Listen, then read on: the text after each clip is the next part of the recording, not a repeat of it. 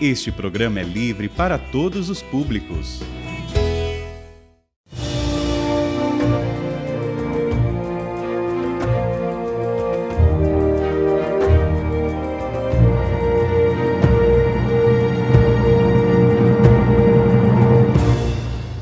Olá, meus irmãos.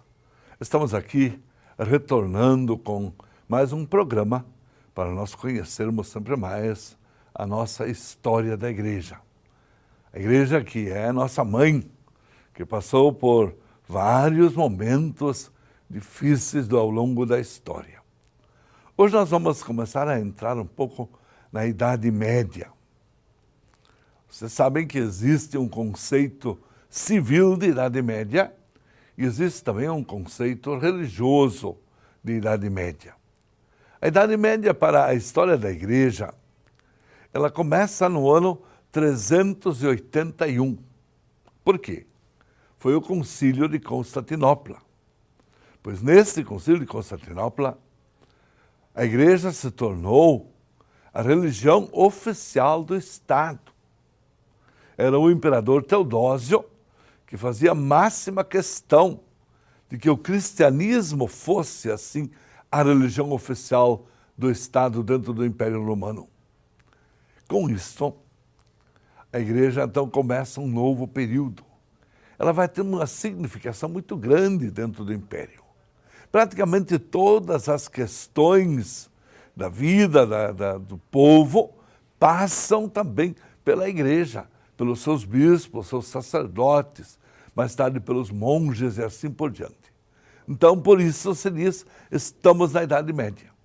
E essa Idade Média vai até o ano 1294, quando nós vamos ter o Papa Bonifácio VIII, já em pleno período do Renascimento, quando já estão nascendo os novos países da Europa. Então, aí de fato tudo muda e nós entramos no período da Era Moderna. Então, Idade Média. Nessa Idade Média, o fundamental é o seguinte: não havia países na Europa. A Europa era um só grande povo e o sistema que vigorava em toda parte era o feudalismo. E o feudalismo, as terras todas estavam aí, o grande senhor feudal cuidava de tudo, e ele era o organizador da sociedade.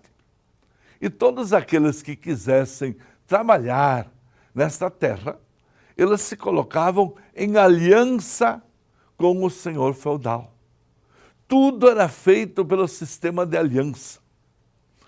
2 ou 3 se uniam, faziam aliança e se colocavam a serviço de uma terceira pessoa, que era então o coordenador de tudo. Eles trabalhavam, todo o trabalho era feito para aquele senhor, mas ele, em troca, dava-lhes segurança, dava-lhes proteção. Então, o sistema de aliança é uma grande pirâmide, onde lá no topo, aliás, em última análise, lá no topo está Deus. Logo abaixo de Deus, então, está o Papa, está o imperador, está o senhor feudal, estão aqueles senhores subalternos, que por sua vez estão de novo em aliança entre si, e assim por diante. Então, dentro desse sistema de alianças, que vigora durante toda a Idade Média, nós temos 2 sistemas de governo que se alteram: a teocracia e a hierocracia. A teocracia é o tempo em que o imperador, que é senhor absoluto em todo o governo civil, que é senhor de todos os povos, ele também se julga em altas competências dentro da igreja. E ele também quer mandar. Especialmente isso vai estar presente a partir do século IX, século X, quando ele quer também trabalhar e também governar a igreja. E quer entrar também lá dentro da igreja. Enquanto que a hierocracia é quando o Papa, que tem toda a competência dentro da igreja, que é o coordenador absoluto da igreja, porque a igreja ela é romana, o Papa mora ali em Roma, e a partir dali ele realmente tem a última palavra dentro da igreja. Mas havia papas, alguns casos, em que eles realmente ultrapassavam os seus limites de senhores da igreja. Também com competências dentro do governo. Dá para dizer que era o Papa, em última análise, que definia se havia império ou não, se havia imperador ou não. Quem deveria coroar o imperador, só o Papa podia fazer isso. Só o Papa podia dizer, daqui para frente vamos ter um império. Até aqui não era império. Então, por exemplo, a fundação do Império Romano Germânico, no Natal do ano 800, foi uma decisão do Papa Leão III. O Papa estava lá. Foi ele que veio coroar o imperador. Se não fosse o Papa coroar o imperador, não haveria Império Romano Germânico. Então, há momentos em que o Papa usa o seu poder na igreja e também fora da igreja. Então se chama isso hierocracia. Isto é, o hieros, o sagrado, governa tanto na igreja como também com grandes competências no Estado. Enquanto a teocracia é o governo de Deus. Deus governa. E Deus dá este governo ao imperador.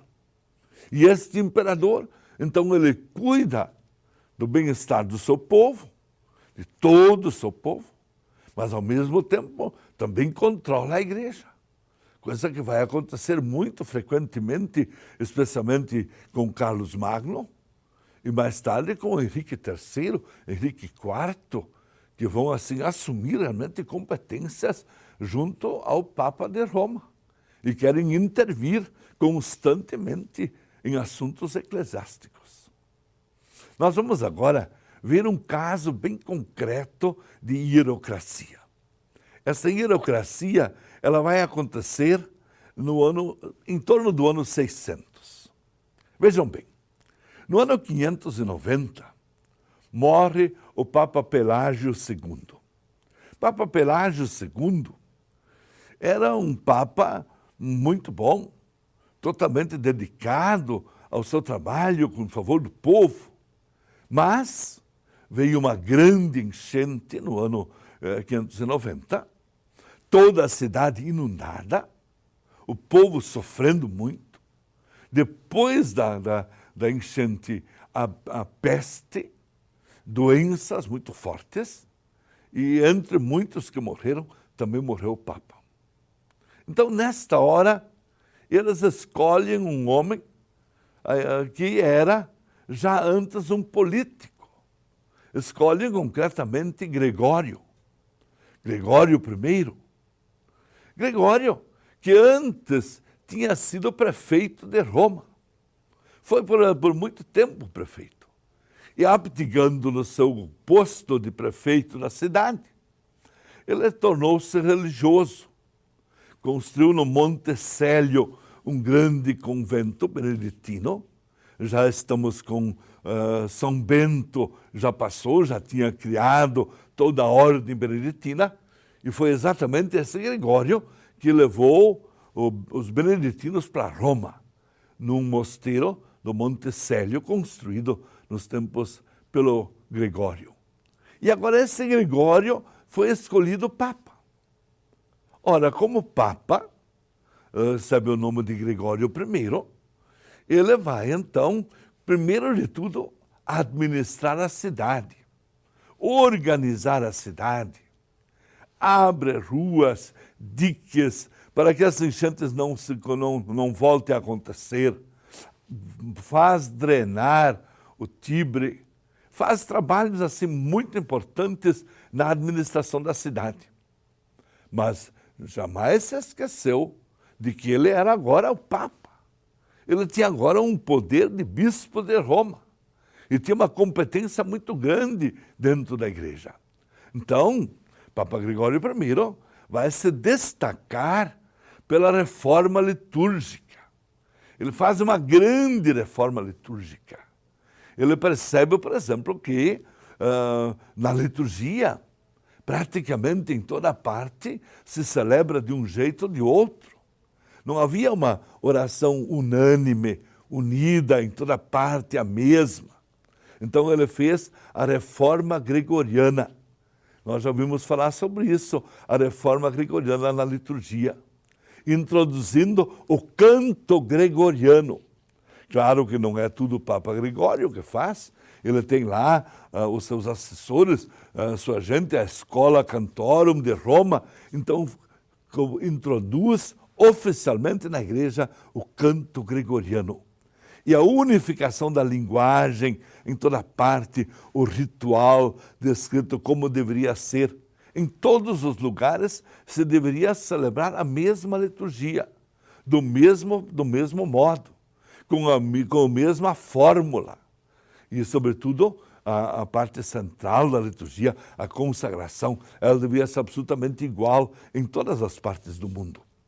E como havia, sobretudo, queixas de que no norte da Europa isso não estava acontecendo, o que fez o Papa Gregório? Chamou os monges do Monte Célio e dentre eles escolheu 39, liderados por Gregório, um outro Gregório, aliás, por Agostinho de Cantuária, e envia esses 39 monges para a Inglaterra, nomeando Agostinho de Cantuária bispo. E eles vão para a Inglaterra para introduzir ali a reforma. E eles realmente fazem com que toda a Inglaterra adira à reforma litúrgica, introduza lá o canto gregoriano e fazem lá um trabalho extraordinário. No nosso próximo encontro, vamos continuar esse trabalho. E agora quero dar a todos a bênção de Deus Todo-Poderoso, Pai, Filho e Espírito Santo. Amém.